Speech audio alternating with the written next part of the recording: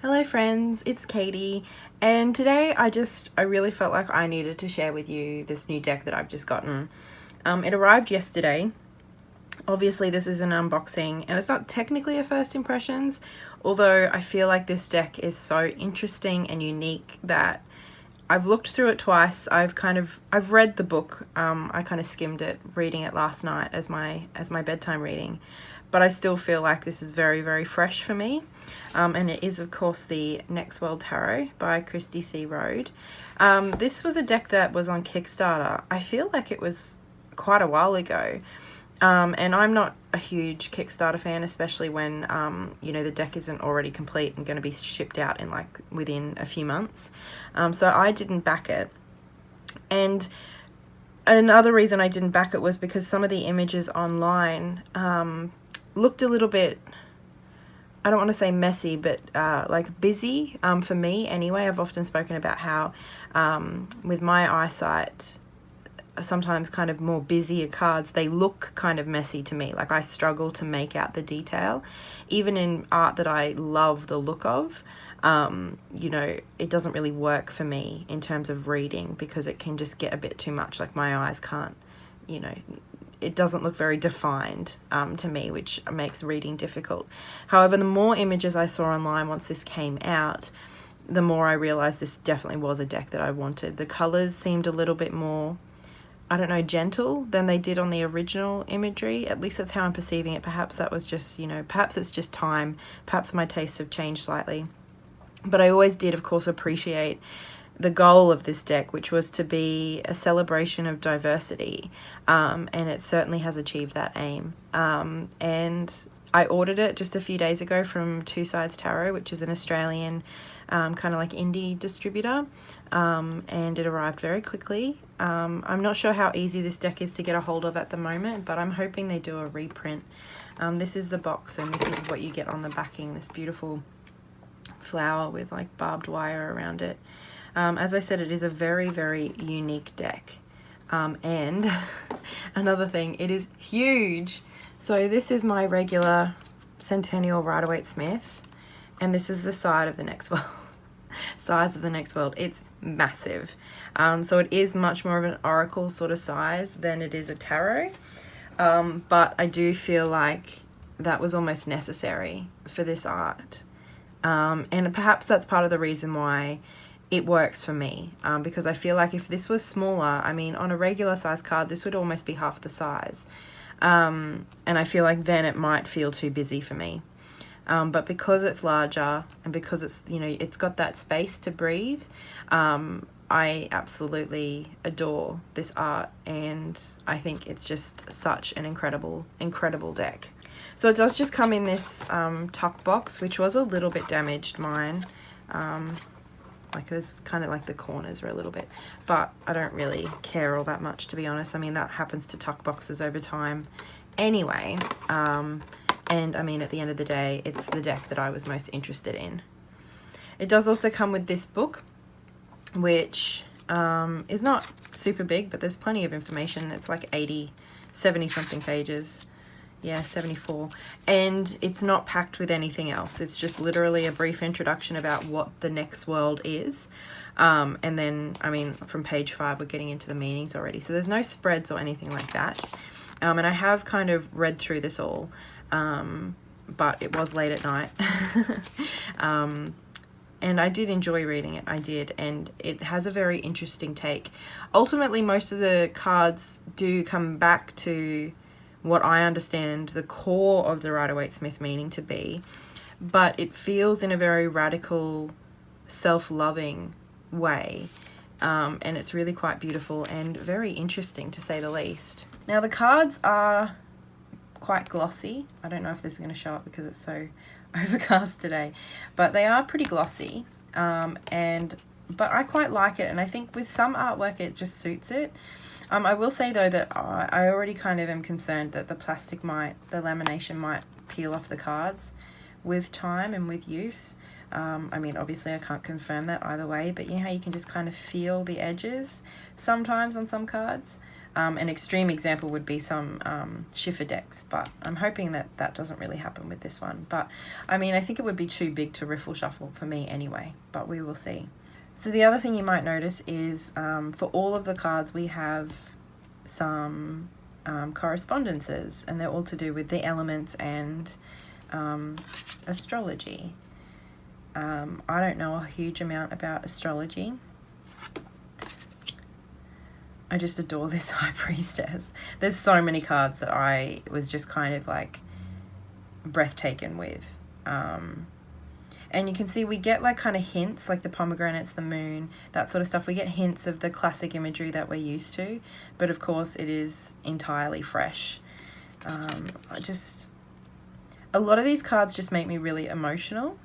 I don't know if anyone, I'm sure other people will have that experience just because it's so incredible. It just feels so alive.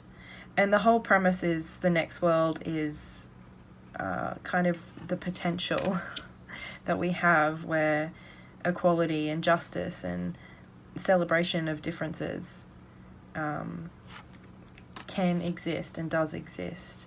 A lot of the cards more feel like they're part of their transition rather than what it actually looks like when we get there, although some cards do. This is a Lovers. It's just amazing. See, some of them do feel more like, you know, a different sort of world. And I kind of, like the Chariot seems the most otherworldly to me in many ways. And I kind of see that as her recognizing that potential and being driven towards that future. Her kind of seeing herself in that future already. It's strength. There's such a tenderness to this, and it's so beautiful. I think this is such an interesting way of depicting strength without that traditional lion and the woman. Because I know a lot of people say they don't like that kind of forceful strength imagery. And I think this is a beautiful way of representing how a lot of people see strength, or an aspect of what people see strength as, of that really tender nurturing.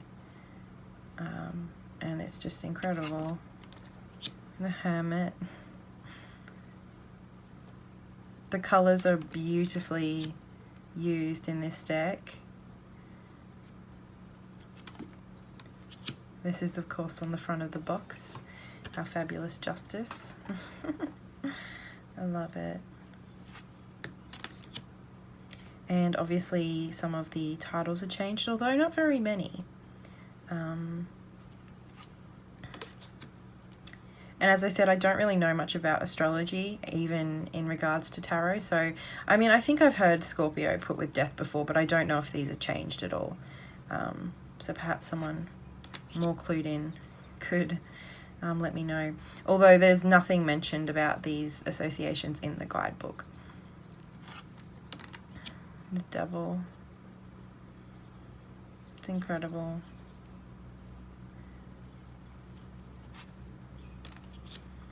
A lot of these cards are, and the situations they depict and the ideas they depict, they're pretty American-centric. You know, this is like about Standing Rock in the fight against the oil drilling, which, you know, for those of us who are interested in social justice will have heard of, you know, most of these things. But, you know, for me, we have very much our own situation with Adani wanting to create a new mine up north in Queensland.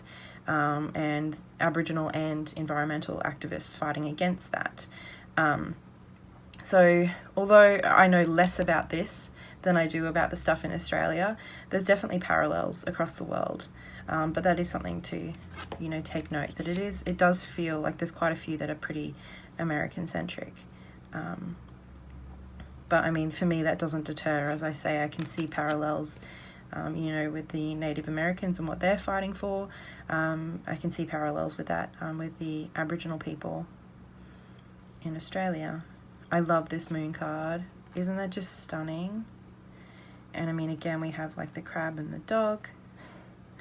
You know, so there's little throwbacks to our Rider-Waite-Smith imagery, but it is entirely its own. And it is quite urban, like a lot of the things we see. It's very modern, which again is not something I'm usually drawn to in decks. I just adore this.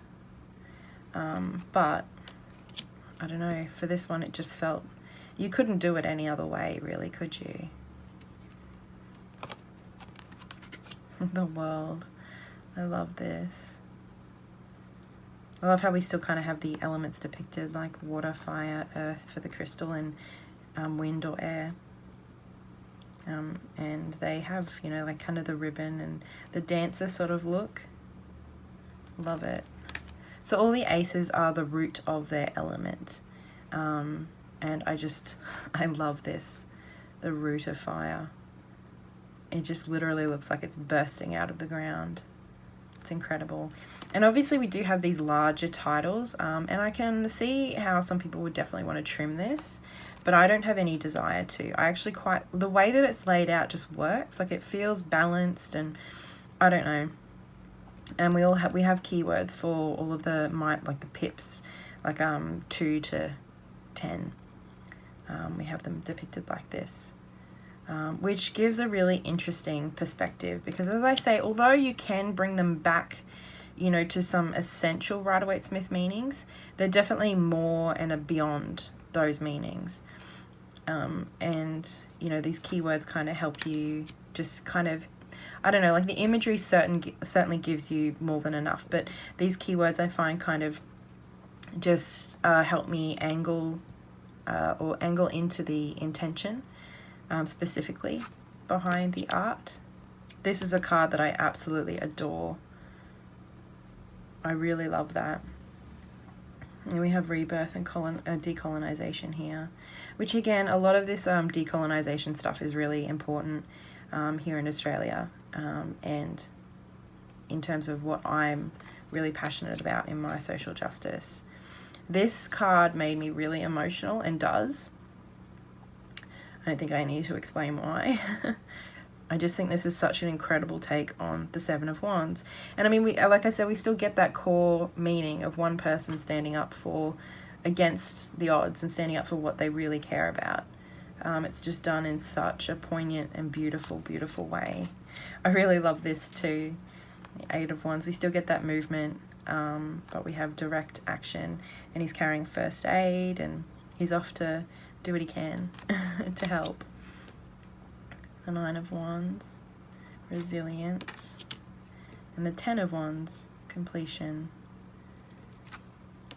Now with our court cards, they've maintained the names pages, knights, queens, and kings, but they're not limited to the traditional genders of queens being women, kings being men, for example. And then we have these kind of, they're not keywords, they're rather titles, I would say. The Knight of Wands, the fire starter. I love this. With all her paints. The Queen of Wands, the throne of determination. Now the kings and queens all have the throne of something or other. Isn't she just incredible? I love it. They're all just amazing. On the Ace of Pentacles, we have the root of earth, and we have all these crystals kind of bursting up out of the ground. The Two of Pentacles, intersection. The Team, I love it. Arsenal.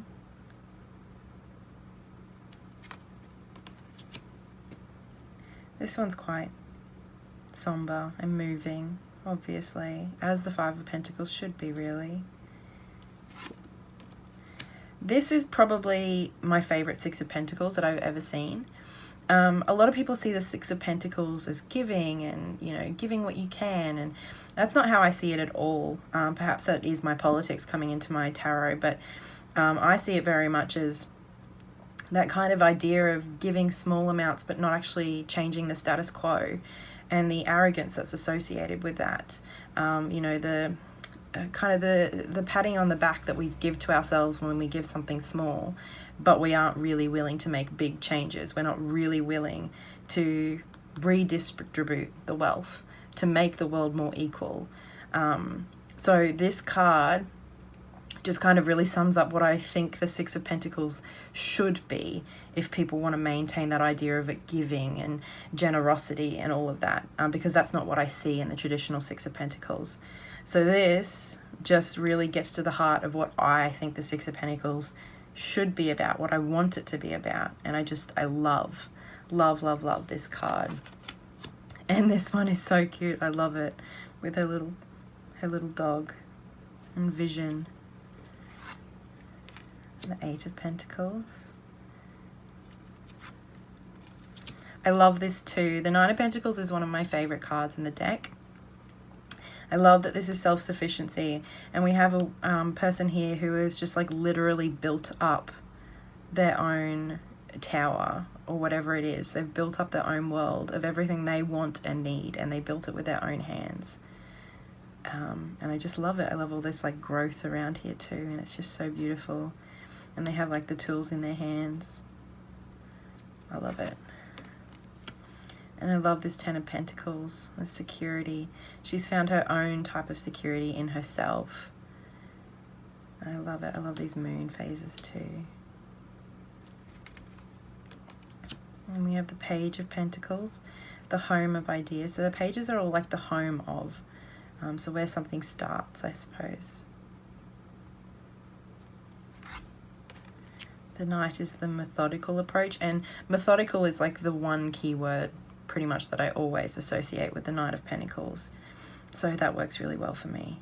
And I love how we have this character who's on their bike, but like kind of really being quite steady and holding that crystal, so it doesn't, you know, so they don't drop it and it doesn't break. Being quite careful with that. And the Queen of Pentacles, you have the Throne of Sanctuary. I love this. And we have so much detail in these cards, which I think is why I felt like, you know, with all these spots on the ground, I know that sounds silly, but just there's a lot of detail, a lot of bits that I think I would have felt were too busy had this been a smaller card. Just for me, you know, because there's a lot going on in these cards. And for me, that can get quite overwhelming. It's like a visual overwhelm. So I'm really grateful that these cards are the size that they are. I love this. We have like the Ace of Swords with the Roots of Action, and we have this like epic Stanley knife. It's amazing. And I love too how they've got some herbs. I think this is Palo Santo and this would be sage, I'm assuming. So it's not just like knives. It's all the things we need to protect and cleanse ourselves, and toothbrush, you know, to take care of ourselves. I don't know, I really like that. And what's like this, a spoon or something? You know, it's all of the things that we need to take care of ourselves and do the things we need to do, not just, you know, swords. This is probably the most traditional of all the imagery, but I really like it. Like we have the moon and we have her sitting here with her swords crossed and her blindfolded. I think it's really beautiful. Three of Swords is, I mean, I suppose it's fairly traditional too, isn't it? Although I love this shark. It's very, very detailed. There's a lot going on just in terms of like the artistry, like, yeah. The Four of Swords, I really like this. Area of respite.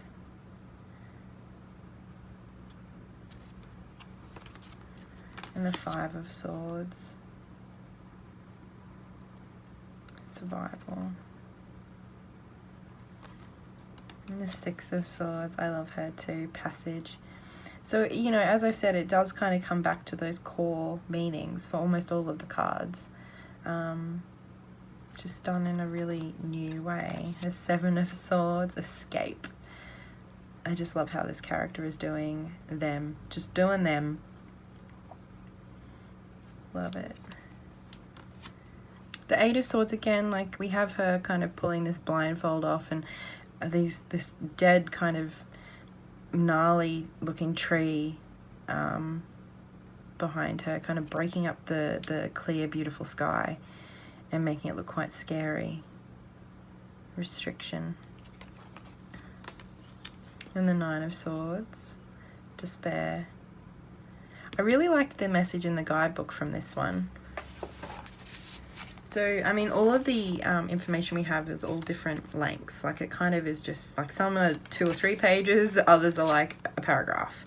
So it's really just whatever has been required for the card. So this is a really interesting one, and I just wanted to read it. I wanted to read one, and we're going to read this one. So it says, "This is the moment we are asked to ignore by our bosses, our impatient allies. It's the moment of fully embodying the accumulation of suffering and healing, coagulated into a fortress of inner light and outer rage. The 9 looks her best, her brightest, her fiercest, because her pain does not dictate her power. She lets her pain reign. She writes sad songs, smokes Capri menthols under a chrome umbrella to blow onto the face of despair. Sure, she's upset, but she allows herself to grieve, to cry, to scream. The 9 of Swords asks you to spit in the face of turmoil and let vulnerability give you strength. Reclaim hysteria as if it were your secret power." So I love that. I love that this kind of really, I feel like it sums up so much in so many ways, this deck. How it doesn't kind of deviate or doesn't ignore those harder cards, but it approaches them in a new way. It approaches them in a way that calls us to honor our experiences and draw strength from those experiences in a really self-loving, empowered way. To take ownership and draw strength from those experiences that have made us who we are, that have put us where we are, rather than letting it them beat us. And that in itself is very radical, and I love it. Very interesting. 10 of Swords, ruin. And you can just see that in her face. The Courts again, which I think are really, really interesting in this deck. The Home of Action. The Escape Plan. Now, I posted this on Instagram because I could have posted so many of these cards, but I love the Queen of Swords, and I know so many other people do too. And this one just really jumped out at me as absolutely incredible. Just everything about her is just incredible. And I love that she's the throne of truth. Just amazing. And then the King of Swords is awesome too, the throne of knowledge. Now, I was a little bit worried about this card because I have trypophobia, and lotuses usually do get me. But I don't want to look at this too much because of the lotus, but it doesn't bother me as much as I thought it was going to. There's something about them that look quite 2D rather than 3D, which works, that helps kind of manage that trypophobia for me a little bit. It kind of does still trigger it, but not as much as, not to the point where I just want to kind of rip up this card as I do with many other images that trigger that trypophobia in me. But that's all right. The Roots of Water. This is all so beautiful though. And 2 of Cups. I love this 2 of Cups and connection. This 3 of Cups, I adore this 3 of Cups too. This person's kind of really found family and connection and joy in experiencing that family. That is so different. They found their own family. I love it. It's a card, I could say I love so many of them, so I'm going to stop saying that, but this one's amazing to reevaluate. That's very much a 4 of Cups sort of keyword that I see a lot. And we have, the 4 bottles to represent that, or even the 4 bottles of nail polish. You could use that instead if you wanted to. 5 of Cups, we have loss.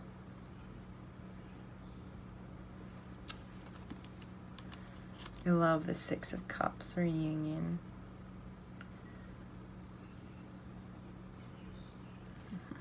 It's gorgeous. 7 of Cups is awesome, and it's imagination. So it's still, rooted in that. I think the keyword for 7 of Cups in the Guild Tarot is imagination. So it's certainly a keyword we see pop up a lot. It's just approached in a new way. and I feel like she's kind of imagining who she wants to be and defining that for herself through, you know, her clothing and the way that she expresses herself, which I love. I think it's awesome. I really like this Eight of Cups. It's abandoned, and from memory, I mean, I've only read through this book once, and when I was, you know, getting quite tired for the evening. But from memory, the book spoke about how this person created this bike, made it with their own hands, and is removing themselves from the situation on this bike, on this vehicle that they've created. The Nine of Cups. I think this was one of the cards that I saw maybe earlier on, and as you can see, it is quite busy. It's beautiful, but it's busy, and sometimes I find that difficult, but because it's on such a big card, you know, I can make out the different pieces, bits and pieces. I love this. I love how she's just so indulging in all of the things that bring her happiness, and she is totally unapologetic about it. And I really like this Ten of Cups. It just feels so calm and gentle and safe and content, you know, not joyous or happy or whatever, just content.